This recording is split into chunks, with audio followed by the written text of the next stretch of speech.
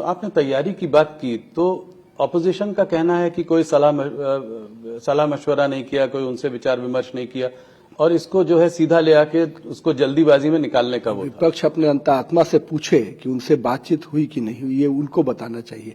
लेकिन मेरा ये मानना है, एक सरकार होने के नाते हमारी जो भूमिका है कि हम सबको लेके चले। हम हमेशा मानते हैं कि विपक्ष भी सरकार का अंग है और उसके साथ समन्वय करके काम करना निश्चित रूप से हमारी प्राथमिकता रहती है। तो पहले बातचीत की थी आपने?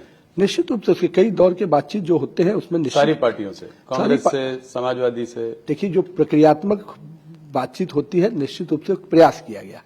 अगर उनके मन में था कि इसकी क्रेडिट किया जाए तो प्रधानमंत्री जी ने हाउस के फोरम से कहा कि हम आपके नाम का एडवर्टीजमेंट भी दे देंगे कि आपके ही सहयोग से हुआ। लेकिन उनको नाम से ज्यादा मोदी के विरोध में ध्यान रहता है। तो ये टाइमिंग के बारे में कुछ बताएं, इस वक्त लायक क्यों? इलेक्शन के बाद भी आ सकता था। ये ऑब्वियस बात है कि हम लोगों ने इसके लिए 2-3 महीने से तैयारी की है, कोई आज की तैयारी करके नहीं लाया है। और दूसरी बात है कि ये तो स्पष्ट था जब हमारा बिल पास हुआ था उसी समय कि हम 2026 में ही इसके फ्रीजिंग कैपिंग को हटाने के बाद हम लोग करेंगे, और आज वो समय आ गया था। तो मेरा ये मानना है कि परिस्थितियां ऐसे कई बार चुनाव आते हैं, कई राज्यों के चुनाव होंगे और उस समय पार्लियामेंट भी चलेगा। यूपी का चुनाव होता है उस समय, तो क्या पार्लियामेंट के डिसीजंस नहीं होंगे क्या?